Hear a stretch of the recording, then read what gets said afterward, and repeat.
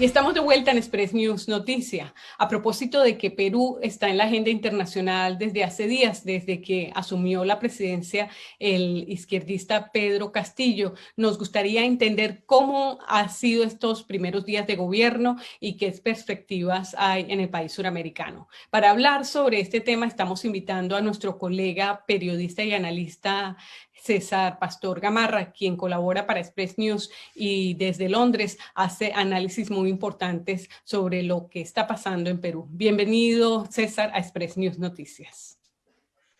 Buenos días, María Victoria. Un saludo a ti y a todos los amigos que siguen la señal de Express News. Bueno, empezamos. Ha sido una semana bastante intensa en el Perú. Como se sabe, el 28 de julio asumió la presidencia Pedro Castillo Terrones. En un hecho casi sin precedentes, digamos, un hecho insólito. El presidente Castillo juramentó la presidencia peruana sin tener un solo miembro de su gabinete. No se sabía, no se conocía, no sabíamos quién era, había un hermetismo total. Y así fue como juramentó, hizo su mensaje a la nación, donde dio cierta tranquilidad, pero también dejó muchas dudas, ¿no? La bomba política, el remesón político vino un día, 2 días después, cuando nombró a su primer ministro, Guido Bellido, quien es una persona que tiene una investigación por apología del terrorismo.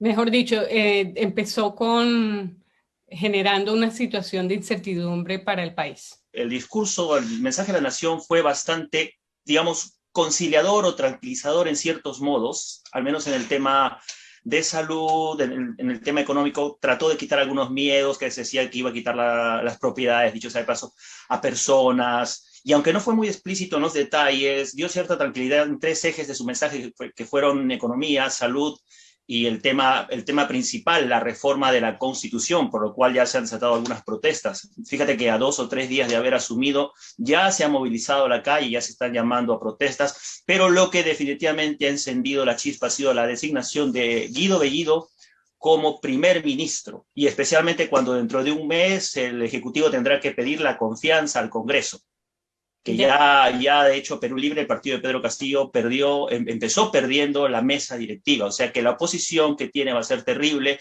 y parece que el presidente Castillo no supiera bien o lo supiera y fuera una estrategia que está pisando terrenos movedizos, arenas movedizas. Bueno, mire, un poco entonces para hacer el análisis en esta introducción que has hecho muy interesante, el gobierno de Castillo, ¿qué cosas positivas tiene que a la gente le puede gustar? Vamos a empezar por allí. Bueno, lo principal a ver, se dice que Castillo asumió la presidencia entre la esperanza de la mitad de un país y el miedo de la otra mitad. Para esa mitad que tiene miedo, quizás lo conciliador del mensaje o lo tranquilizador del mensaje de Castillo, al menos verbalmente, ha sido que ha asegurado que él que no se van a expropiar, que el tema de la nacionalización o estatización de empresas se va a dejar de lado. Por ese lado ha cambiado un poco su discurso. También el tema de la Constitución, que durante su campaña él dio a entender, y Vladimir Cerrón, el dueño de Perú Libre, que dicen que es quien realmente gobierna desde la sombra, dio a entender que se tenía que cambiar la Constitución como sea, como dé lugar. No, Castillo ha ido por otro lugar y ha dicho que va a presentar un proyecto de ley que busque la reforma de la ley para recién apuntar a una reforma constitucional. O sea que se va a someter ese pedido al Congreso, que sea quien decidirá, para después hacer un referéndum. Obviamente no todos están de acuerdo con esto. Después, en el plano de la salud, y un tema muy tranquilizador, ha dicho de que él va a continuar lo hecho por el gobierno saliente en el tema de la vacunación del COVID, ¿no?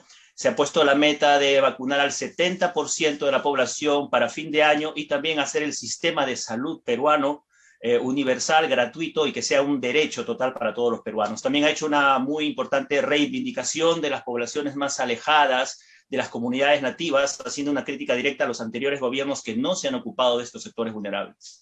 Bueno, muy interesante. Ahora, mencionabas que que el Congreso está controlado por la oposición, digamos así. Entonces, ¿qué perspectivas de que estos objetivos que se ha planteado el presidente Pedro Castillo se puedan realizar o que se puedan entorpecer en un parlamento que está, si se quiere, en su contra? Muy difícil, muy difícil. perdón, el panorama es muy difícil, va a ser muy difícil lograr consensos.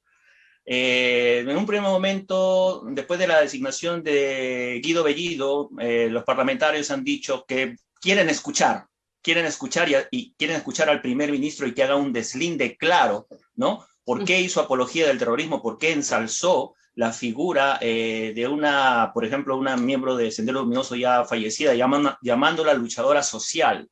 En una entrevista en una cadena cusqueña el año pasado, o hace muy poco tiempo, Guido Bellido se negó a llamar por su nombre a los terroristas, ¿no? Esto ha sido tomado como apología y las autoridades le iniciaron una investigación, ¿no? Es un claro admirador del régimen cubano, del venezolano, es marxista-leninista, entonces imagínate, es la persona que va a dirigir los destinos del país justo junto a Castillo. El Congreso está muy enfadado, pero tampoco han dicho que van a censurar o no se habla todavía de eso, quieren escuchar.